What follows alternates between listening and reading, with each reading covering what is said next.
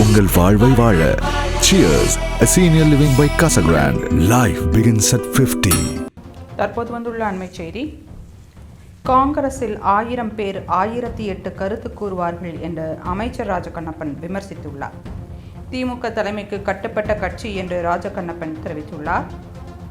காங்கிரசுக்கு வெற்றி பெறும் தொகுதிகளை திமுக கொடுத்துவிட்டது. கூடுதல் தொகுதிகளை கொடுப்பது குறித்து முதல்வர் தான் முடிவு எடுக்க வேண்டும் என்றும் ராஜகண்ணப்பன் திட்டவட்டமாக கூறினார்.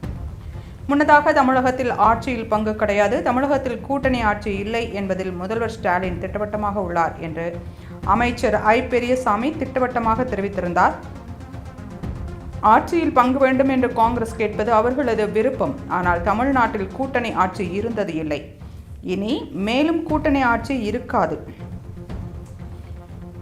என்று ஐ. பெரியசாமி தெரிவித்திருந்தார். தமிழகத்தில் அதிக தொகுதிகளும் ஆட்சியில் பங்கும் வேண்டும் என்று காங்கிரஸ் எம்பி மாணிக்கம் தாக்கூர், கார்த்திக் சிதம்பரம், பிரவீன் சக்கரவர்த்தி உள்ளிட்டோர் தெரிவித்து வரும் நிலையில் ஒரே நாளில் 2 மூத்த அமைச்சர்கள் ஆட்சியில் பங்கு இல்லை என்று தெரிவித்திருப்பது கூட்டணியில் பெரும் விரிசலை ஏற்படுத்தியுள்ளது.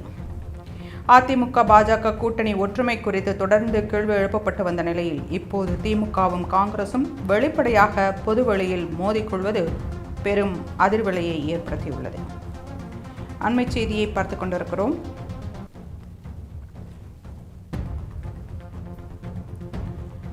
காங்கிரஸில் 1000 பேர் 1008 கருத்துக்களை கூறுவார்கள் என்று அமைச்சர் ராஜகண்ணப்பன் விமர்சித்துள்ளார்.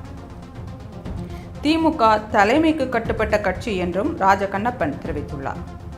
காங்கிரசுக்கு வெற்றி பெறும் தொகுதிகளை திமுக கொடுத்துவிட்டது. கூடுதல் தொகுதிகளை கொடுப்பது குறித்து முதல்வர் தான் முடிவு எடுக்க வேண்டும் என்று ராஜகண்ணப்பன் கூறினார்.